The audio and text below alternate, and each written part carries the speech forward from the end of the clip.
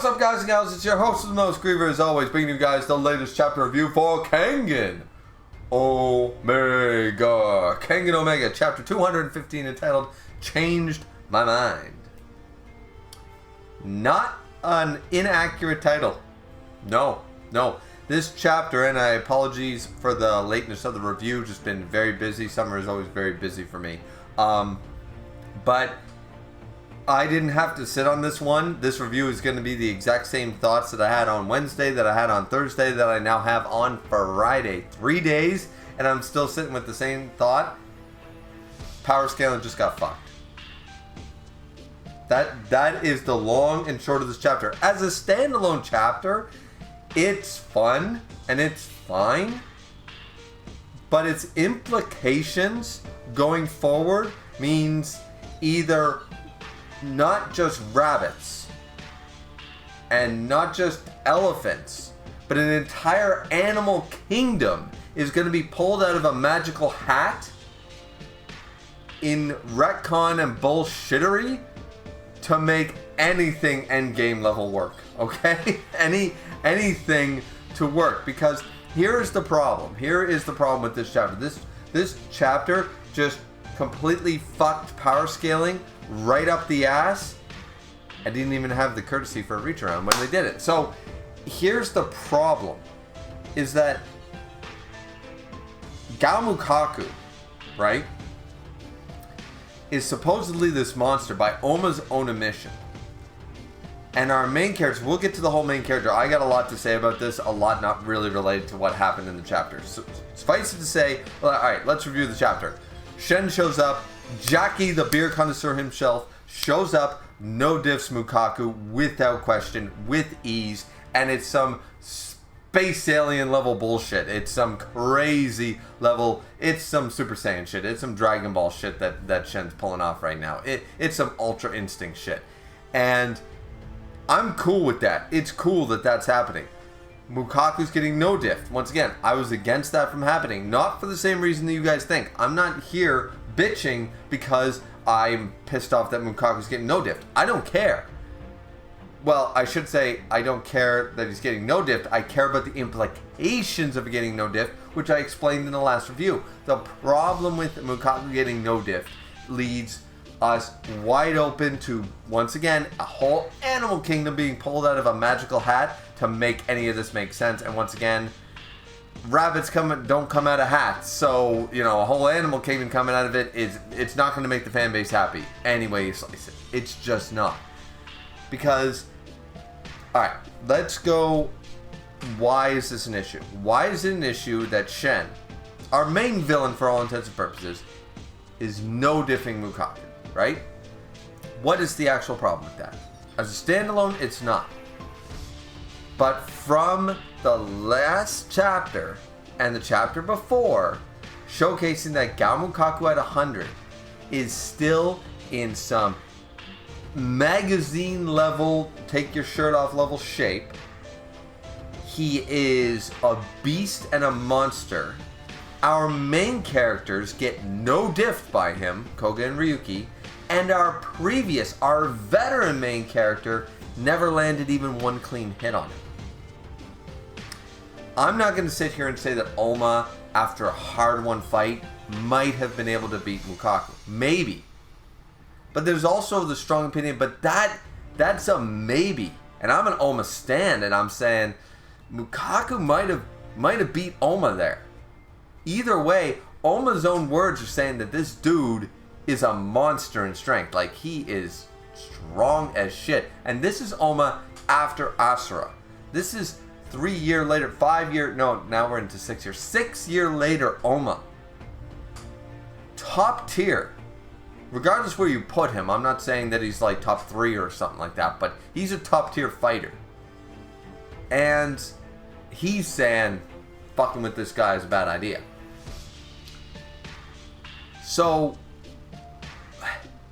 you already see how the step ladder is falling? Like, it's absolutely crazy right now.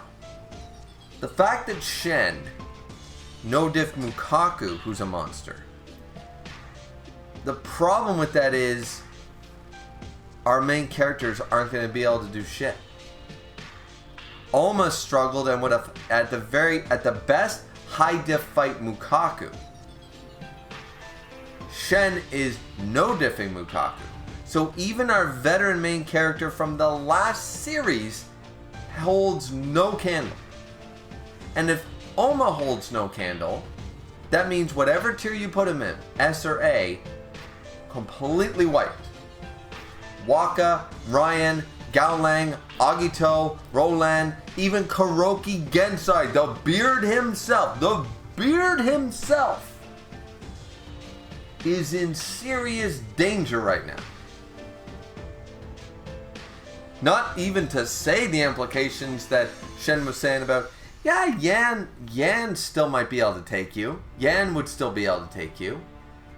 That means Yan is a high diff fight for any of the S tiers. And Shen is just dog walking it. And once again, as cool as that looks on week to week, I fail to understand the Nico style already has its secret technique. The Nico style already has its shit. How on God's green fucking earth is either Koga, Ryuki, or Oma, which by the way, Koga and Ryuki are C to B tier at best. How are they by end of series? What is this? Hajime no Ippo? We're going to go for almost 2,000 chapters? Is that what we're doing here? Because without a few more time skips, which just glossed over training, which pissed off me and a lot of the other fan base at the time with Koga learning all this shit off screen, without a stupid amount of time skips or some crazy unlocking Super Saiyan shit, none of our main cast, none of our good guys, I don't care who you pick, Agito, Oma, Koga, I don't care who you pick, none of them are doing any damage to this guy. So, where do we go from here? Where do we literally go? See, in Asura, slowly but surely, Oma was remembering and re-unlocking the finer points of the Nico style. Koga's still learning it, barely has a handle down on some basic techniques. What are they supposed to do against this dude who no-diff Gaomukaku? See, that's the problem right now with this chapter. The problem is that Gaomukaku is getting decimated by Shen. And when is... I just don't see the direction yet. I don't see how anybody else is going to even touch this man. You know, they literally introduced a Super Saiyan into Omega, and Sandro's just doing it for fun. I have no idea what his plan is, what his overall game plan is. This is why it should have been mid-diff. It should have been mid-diff so we could at least see Oma doubling down on his training to be able to do some damage, to be able to put up a fight. Same with Koga and stuff like that. Gao Lang, Agito, Kuroki, the guys who we know could actually maybe do something. None of them are holding a candle to this guy at this point.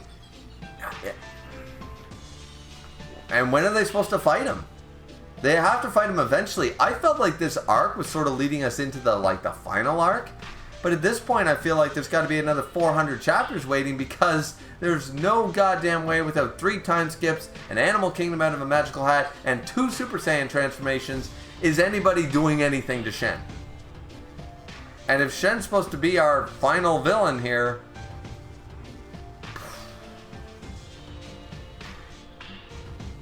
so there is a serious issue here, in my opinion. This chapter just opened up Pandora's box and is laughing its ass off at all the reader fanbase. It's laughing their ass off at us, guys, because I don't know. What do you guys think? Am I crazy here? Am I just hyperbole or hyperbolic or one of those things? Hypertonic lion tamer. You know, am I one of those things right now? Because I literally don't see a way out.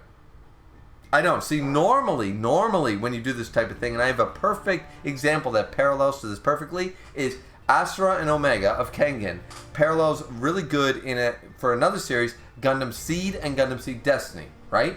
Takes place in the same universe, not just the Gundam universe, but the same universe. It's 3 years later. It's 3 years later. It works out actually really good.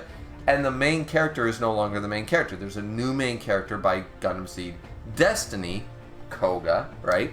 And there was an original character, Oma, in the original Gundam Seed. The difference is that by Destiny, yes, the new main character and stuff is still struggling and blah blah blah and learning and stuff just like Koga, and our main character's there but more in the background. Our original main character is still, our Oma is still there but more in the background of things. The difference is our main character from the original series is now the veteran main character and is top tier shit and remains top tier shit throughout the second season. And it works. The issue is now, we've gone through now 2 manga series, we're into the second one, and our veteran main character from the last one, who you could argue by the end of the last one was top tier, maybe not top 2, maybe not top 3, but was top tier, is now just holding no candle to the new adversary. And the problem is that Oma is still at least 1 to 2 tiers above, at the very least, of Koga and Ryuki, our new main characters. Who the hell's supposed to fight this guy? Or are we just going to make really good friends with him? Like, are we literally just going to go, okay, you're the Canadian. Are they going to take down the worm, but not actually take down Shen? And they're just going to be beer buddies for the rest of it? Like, Joe's just going to show up, Jackie! Why are we fighting, bro? Like, is that the end result? It's like, got a beer for you right here, man. We good? We good? We don't need any of this warm shit. You never were that into it. Here. Have a beer, chill out, go back to my dojo. We'll watch some porn. We're good to go. That is my only actual...